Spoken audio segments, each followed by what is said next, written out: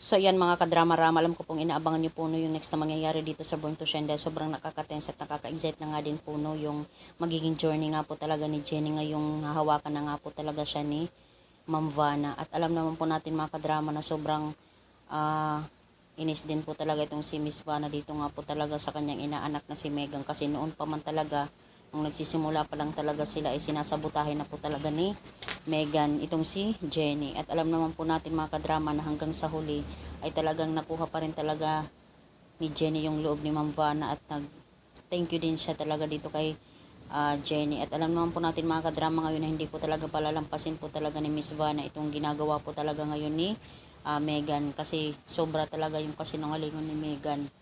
At sabi pa nga ni Miss Vanna, posibleng sabihin din niya na masisikat pa si Jenny kaysa sa yung Megan, tandaan mo yan.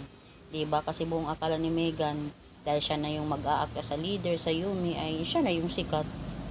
Pero yun ang hindi niya alam, ay may masisikat pa talaga itong si Jenny kaysa sa kanya, dahil si Miss Vanna nga po talaga yung hahawak sa kanya, or iba din talaga na artista yung hahawak din sa kanya para mas pasikatin pa si Jenny. Kaya nga mayroong title na Born to Shine, kasi magsha-shine talaga si Jenny na kahit anong pa man yung mga pagsubok na pinagdaanan niya ay babangon po talaga ulit ito.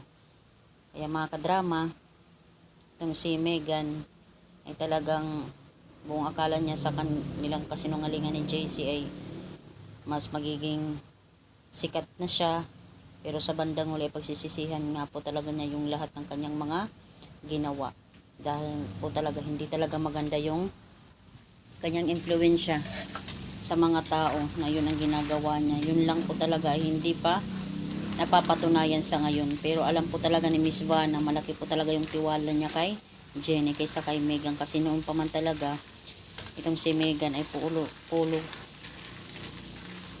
palaaway, saka laging sinasabotahe itong si Jenny. Kaya ngayon ay hindi na talaga papayag itong si Miss Vanna na yun pa yung gagawin ni Megan sa kanya, na dahil nga po talaga sa kasinungalingan niya at pagsira kay Jenny ay naalis nga po talaga itong si Jenny doon sa Yumi. Pero yun pala yung paglabas ni Jenny ay yun pala yung simula ng kanyang pagsikat or pag-shine ni Jenny. Kaya na-excite din po talaga ako mga kadrama kung ano talaga yung posibleng mangyari dito. Pero sa bandang huli alam ko na sisikat talaga si Jenny. At itong si Megan ay pagbabayaran nga po talaga niya yung lahat ng kanyang mga kasalanan. Kaya itong si Megan buong akala niya ay maging kakampi niya si Vanna dahil ninang niya, pero hindi, dahil hindi siya tinutolerate sa kanyang mga ginagawa. So yun lang po mga kadrama. Don't forget to please like, share, and subscribe my channel. Bye!